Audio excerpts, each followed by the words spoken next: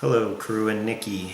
It is Friday, the 4th of May, and I'm responding to both crew's video and Nikki's video. I'm a little tired. It's 8:45, and I've had a long day. Let me go through the video stuff first, responses, and then I'll talk about my day a little bit. So, Nikki, you want to know what my camera is specifically.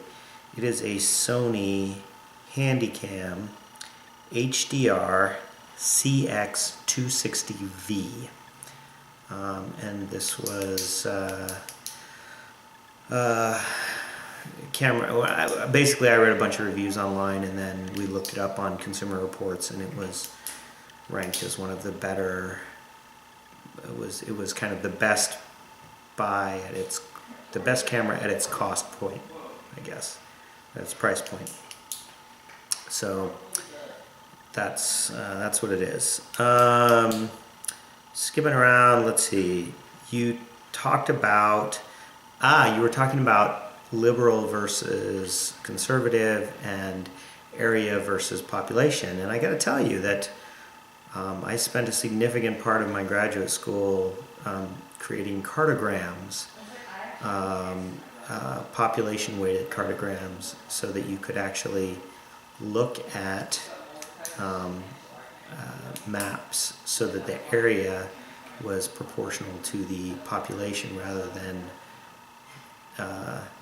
just having the areas set up. And it's interesting to look at those maps and compare, and especially if you're looking at politics, because if you look at rural areas are generally more conservative. So yeah, that's something that is kind of cool. And if you look up political cartograms on YouTube or on Google, you'll probably find some interesting maps. I haven't done it, but interesting. Speaking of interesting, that was not a good segue. I didn't realize you went to UW for grad school, Nikki. You were talking about, I always thought of Wazoo as the engineering college in Washington State. I didn't realize that you met Mike at UW. That's interesting. You know, Sarah went to the UW for grad school as well. Actually, I wouldn't be surprised if she was there the same time you were there, because she went, must have been 1990, fall of 1990 when she started grad school at UW. It would be pretty funny if you were there at the same time and you guys didn't know it. Brenlin had a farm video. The mouth harp. I played the mouth harp. I have a mouth harp. I am mouth harp player extraordinaire, and I need to do some more recording. I just haven't done it. I haven't had the energy, and I need to do some recording, mess around with the mouth harp to add to my other odd instruments, recording some original songs. I think that'd be cool. Baji Blue, you asked about. Baji is Baha'i holy site in Isreal, and there is it's the place where Baha'u'llah, who was the prophet founder of the Baha'i faith, is buried, and it was a place outside of the Akka, which was a prison city that he was exiled to eventually from Iran via Constantinople and various other places. Anyway, it's a long story, but the buildings are all white with a blue trim, and the doors and the window panes are this blue color, and people call it Baji Blue. And I don't know where that came from, but the term, but it's true. So that's what it is. And if you want to go, actually, I've got a blog somewhere, because we went. I guess it's been 5 years now since we went to. Gareth was. No, it's been 4 years because Gareth was 10 since we went to the Holy Land, and but we took a lot of pictures and blogged about it. If you're interested, I can give you a link to that. Let's see, going on down. The whole pig thing, I don't want to get into that. That's between you and Karoo. You guys can work it out. If Crew's weak insults and your weak responses cancel each other out, I think that's probably the best scenario. Nikki, you can't finish your video with the iPad? Ditch the iPad. Get rid of that thing. It's a piece of junk. Apple has you by the short hairs. They sell you a piece of equipment that has planned obsolescence. The battery's going to die. You can't replace it. You can't use it unless you plug it into your computer. They want to control all the commerce that you do on it. No flash. I mean, why do you have an iPad? Get something decent. On to Guru's video. The wind, wow, that's pretty impressive, that tree coming down there. I obviously left a couple days too early because I missed the wind and the warm weather. And it sounds like the swim was great. Probably just as well that I wasn't there because you would have made me swim, and Lord knows I can't swim. I should probably try it. I should probably do some swimming. Actually, watching you swim makes me think about it. Just because you know how when you see somebody do something and they do it fairly well, you're like, I could do that. That's just what I was thinking. Let's see. The Galaxy versus the Sounders game. Yeah, I watched that game, unfortunately, and it was... so to start off with, let me just say, the Galaxy played 5 players in that match that haven't started. I think 3 of them, it was their first playing time they got all season. Basically, the Galaxy had a game Wednesday, Saturday, and they had to travel from LA to Seattle and then back. And Seattle has they have the field turf, the what everyone calls a plastic pitch or a fake field, AstroTurf. It's not AstroTurf, it's a newer version. And so what Bruce Arena did, and he's done this actually for years. Actually, LA beat Seattle 2 years ago. Sarah and I were at that match, and they beat them 4-0. And in that match, Beckham didn't even come. So in this match, it was the same thing. They didn't bring 3 of their major starters, Beckham, Keane, and Todd Donovan, and they sat other guys. Mike McGee and Edson Buttle started on the bench, so they had 5 players who weren't starters. Now that's not an excuse for them losing. I mean, the quality and the flowing nature of the game is going to be different in that case.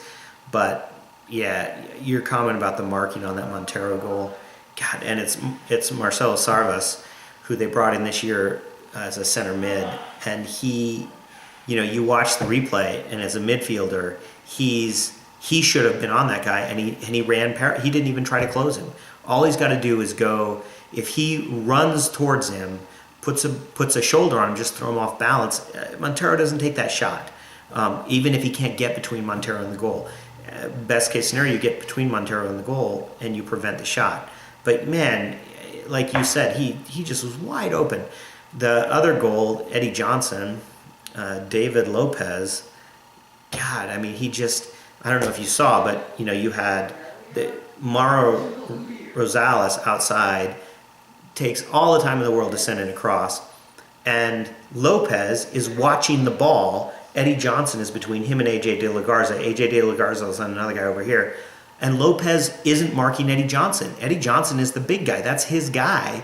Lopez doesn't even challenge for the ball, so he leaves AJ De La Garza, who's like 5'6", to challenge Eddie Johnson for that header. And De La Garza is never going to win that. So, those 2 stupid errors just killed me.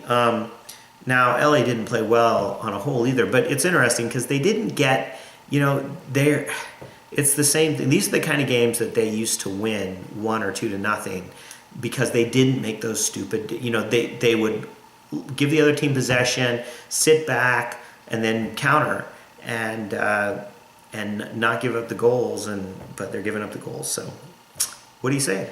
I mean, they deserve to lose. They're not playing well. Sorry to hear that Beth's had a rough birthday and that she was dealing with school board stuff. That sucks. But Beth, happy birthday, and I hope it was glorious despite the fact you had to deal with school board stuff. So what did I do today? I've had a pretty decent week since I've been back. I've been tired. Actually, I have been going in to work out after Tuesday morning. I didn't, but and actually, I've been interestingly, I did the treadmill a little bit, and I've been doing that. I did that two mornings because I decided I wanted to build up my calf muscles, and those muscles I really feel when I wear my toe shoes and I run. I have to really run on the balls of my feet, and so I've been doing intervals for 20 minutes on the treadmill. I warm up on the elliptical machine for 10 minutes to get the blood going, and then I've been going on the treadmill. I didn't today because my calves were hurting. So I think I'm going to try to do that 3 times a week, and then maybe my muscles will be in better shape for soccer. So I went in early this morning at like a little after 5. I went in and worked out, and then I was in my office by a little after 6 and started working so that I could leave early to come home. Actually, Brynne, all the honors history majors were giving presentations about their theses today, and so we had to be up there by 4 o'clock. I think it started at 4, yeah. And so we got up there at 3:30, and we went with Sarah's mom, and Sarah and Taryn and I, and we got up there and met Carew, and and Brynne's roommates, and we all went and watched Brynne and 4 other history's honors students do their presentations. And I don't want to sound like I'm bragging, but man, Brynne was just awesome. She just kicked butt. It was amazing. She put together a PowerPoint presentation, and she had a whole bunch of maps that she'd done. She was really well structured. She just did a great job. She kind of blew the other kids out of the water. And it's weird because she was so, I'm sure she's going to watch this and she's going to be embarrassed or whatever, but tough luck. But her depth of understanding, her confidence, her poise, was just really nice. I was really proud of her. And so, yeah, it's crazy. So after that, Brynne actually, the history department took the honors students out for dinner. So we went out for dinner, and we took Eleanor and Cassandra and Carew to some place in Walla Walla and just had a nice dinner and then came home.